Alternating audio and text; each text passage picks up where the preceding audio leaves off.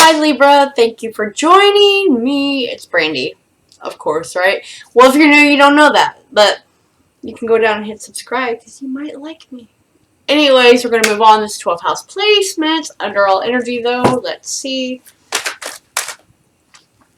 Libra, Sun, Moon, Rising, and Venus. Please, thank you for joining me. We have the 5 of Pentacles, the Wheel of Fortune, and the 10 of Swords. There is an ending here. There's an ending here, and you're not sure where the next dollar is going to come from, where the next home is going to come from. Don't worry. There's always more. That's the blessings of the Wheel of Fortune.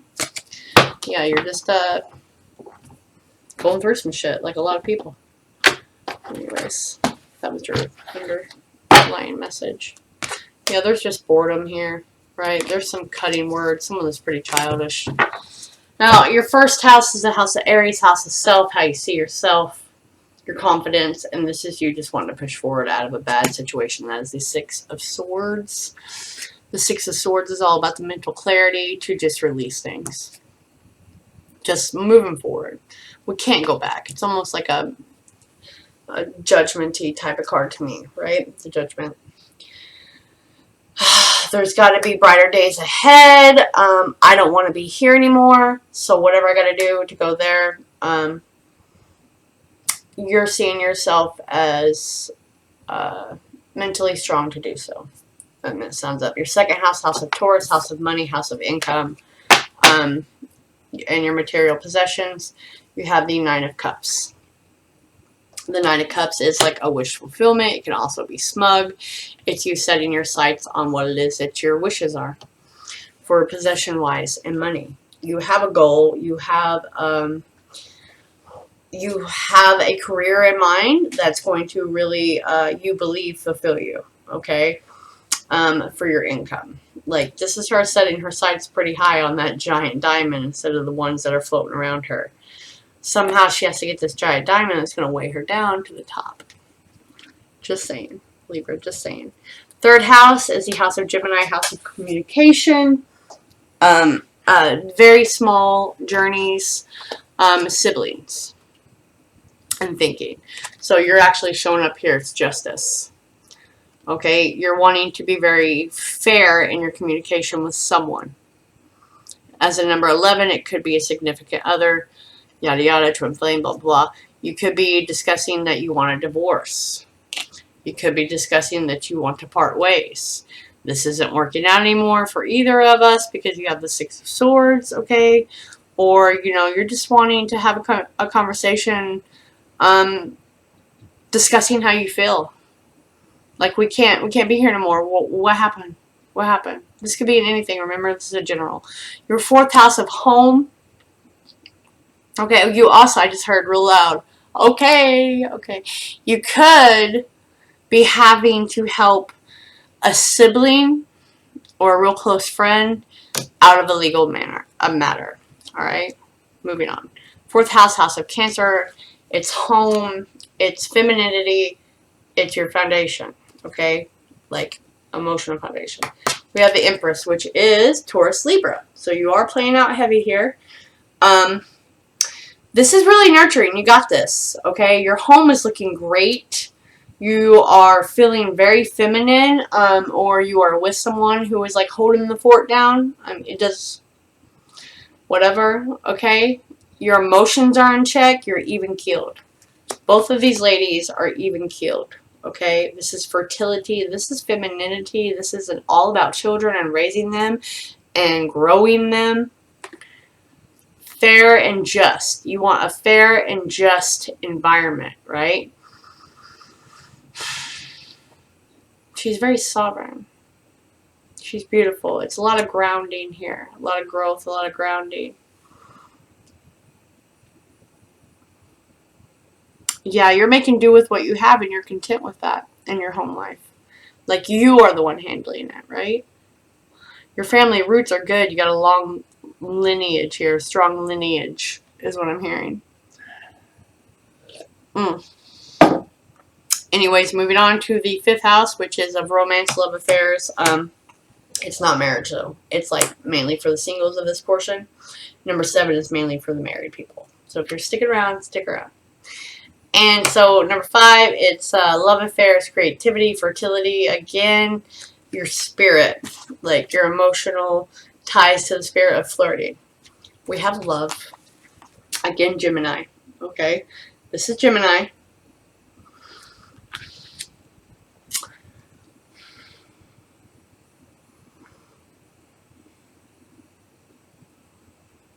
You could be with a Leo.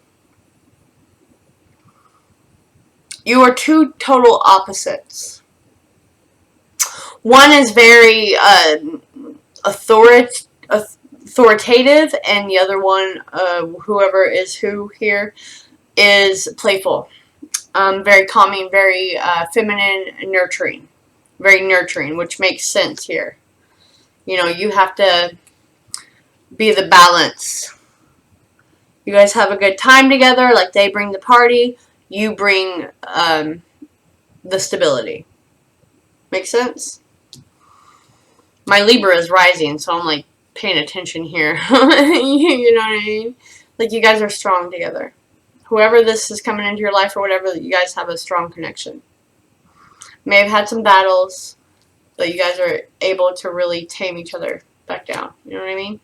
Your 7th house, which is your house of diet and nutrition, of organization, of your analytical nature, your sense of use, right? Because that's what Virgo's all about. This is the 6th house. We have the Queen of Pentacles, okay? You're good. You may be a little too good. You may be watching a little too much Netflix. You may, people may come to you a lot. Totally understand that because they feel like you have your shit together. You do. You don't really feel like you do sometimes, but you do. You go for walks. You're very into nature. You do love animals, okay? You love everything nature. You are like motherly, okay, or fatherly, whoever's out there, because I know I actually have quite a few men that watch me. I think I have more men that watch me than women, and that's just hilarious to me because my whole life I've had more guy friends, even being 200 pounds bigger. Okay, this isn't about my face. I think it's about my character. So totally appreciate you guys, no matter who you are. I know I have a lot more men watch me. So this is just, you know how this goes. So this is taking it. You're good. You're good. No, don't overindulge because us earth signs, especially Taurus, we like to self-indulge. We like the finer things, okay? Definitely could be dealing with the Taurus, though, because it's here a couple times. Earth sign. Earth. Which is Taurus, Capricorn, Virgo, okay?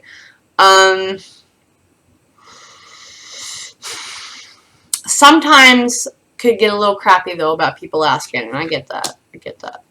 But keep up your walks, keep up your water intake, keep up your grounding with nature, okay? Your organization is on point. It's just more lived in, right? You got it, and sometimes it's a little more messier because, you know, you're earth, you're a little laid back, but you got it. You got this. Your 8th house, which, oh wait, I'm totally skipping ahead. The 7th house, the house of Libra. Sorry, oh, that is where you are the couples, this sector. Because it's the marriage, it's the business contracts, it's the law, the equality, and your interpersonal style.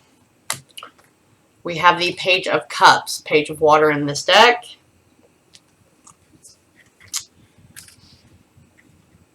I hear, like, someone's playing, like, I didn't know I wasn't supposed to do that.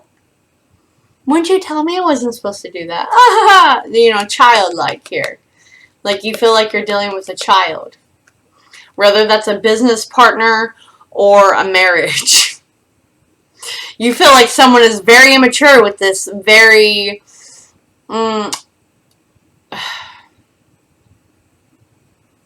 Someone is very immature with this. What is wrong with me? This important matter. Okay. This important matter. So, they're bringing the creativity and the fun. That's what I said. They're bringing the creativity and they're bringing the fun. But in this sector, you don't want that. You want them to be serious. And that's really irking you. Because in this when it comes to this and your business, you need them to be serious. I get it. I get it. So your 8th house of Scorpio, death, sex, transformation, magic. It's your property, your joint money, taxes, right? We have the King of Wands, right? So this is very passionate. This is sexual intimacy. There could be a renewal of this intimacy here. I seen pregnancy here. Twins. There's always children. I mean, there's always a bigger scope to what's going on. So I just give hits and pieces to it, but because it's a general. This is Aries, Leo, Sag. Air sign was heavily prominent in Leo's reading. So check it out if you want. But this is taking action on your property, okay, on your loans, on your assets. You are definitely busting those out. Like, you don't want anything tied up, so you're taking much needed action on that. So if something does go haywire, if something does, come tumbling down, you feel like you got this on lock. So your 9th house, which is the house of Sagittarius, which is higher learning, foreign policies, foreign languages, cultural backgrounds, but most importantly, it is about philosophy and religion.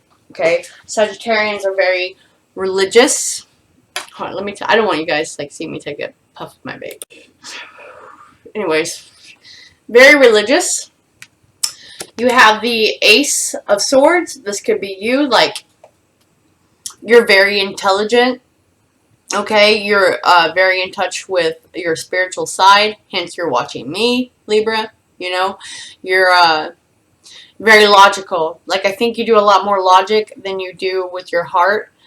There's things that you've seen in life that you can't really explain to others, but damn well deep down they make sense to you. Okay, this is also making that decision to travel across countries because it's a different culture. So whenever this thing opens up, you want to go explore more things. Okay, that's some truth coming at you. Some higher truth being passed down from the universe. Okay, let me get my preacher voice. Alright, I know I'm ridiculous sometimes. Too much coffee. Moving into the 10th house of Capricorn, which is long-term life goals. Okay, not short-term nothing. They see life, and when they're in it, they're in it. Okay, it's very structured with a Capricorn. That's kind of why they come out as the devil in the tarot, because whatever they do, that's what they do. And it's too much, and it costs them a lot of things. So kind of keep that in mind while we're doing this. This is also very masculine. It's a very masculine energy. Okay? We have judgment. We have judgment, and that is knowing nothing else can be done. There's nothing else that can be done. This is what you have to do for your long-term goal, for the structure in your life, which we kind of seen that up ahead in the beginning. Maybe this is even cutting out a fatherly figure or something. You don't really care about your public image because you're moving to greener pastures. You're turning that door handle. You're walking out. You've had the aha moment. This is what I have to do for my long-term goal, my reputation, and my status for me. You're taking more of a masculine role here. Okay, for the 11th house, the house of Aquarius, which is groups, friends, awareness, and hopes and wishes for the future. We have Capricorn. Okay, so that's the devil, that's temptation. You your hopes and wishes are being influenced by other people's things. Can't do that. You have to do what's good for you, because that's going to wane you off your path. See this treasure chest she already has here? She's being pretty gluttonous here. Pretty gluttonous. I need more. This isn't enough for me. Don't do that. Keep that in check. Okay? These could be your friends that they drink too much, they eat too much, they spend too much money, they're kind of pulling you into this. You're needing to be very aware of that, right? You're needing to give more to yourself. But I did see with your diet and stuff that you were fine, but There's also a little overindulgence there. So here we have that again. You need to make sure that you're making real goals so you don't lose out on that chance. All right, you're needing to see very clear. The last and final house, but before we get there, I want to make an announcement. I did make a class on the 12 basic placements. The numbers, the colors, that's at Etsy. It's $12. You can do it if you want. It's right there. It's the link. It's going to give you the basic knowledge. It's 47 minutes of pre-recorded class. That being said, moving on to the House of Pisces. The self-sabotage, the illusion, the limiting beliefs. Whatever this is, it's what's limiting you. Okay? And you're needing to close that out and get in tune with yourself. It is the Two of Pentacles. Libra, my love, I do it too. This is what limits you. It's you trying to please everyone and trying to keep everything in balance with the Two of Pentacles. That's needing to make a choice. That's needing to make a change. And that's a balancing act. Okay, there's two real options. One is way better. And you know one's way better. But you still keep keeping the other one in your hand. And this is where you limit yourself. Because you can't learn to just make the call. You can't just make a clear-cut decision and let something go. And that's what you're needing to do. Because that's what's limiting you of this. Okay? This is what's limiting you. You're wanting your cake and eat it too. And hey, I'm all for wanting your cake and eating it too. I don't know who came up with that saying. I got a cake. I bought a cake. I ate the cake. But however, I can't say, well, I really want that vanilla one too. And buy them all and eat them all because I'm going to be this person right here like, oh God, why did I do that? Because I couldn't just pick one. Alright? I couldn't just pick one. I'm going to get a little more on the Lovers and then we will wrap this up.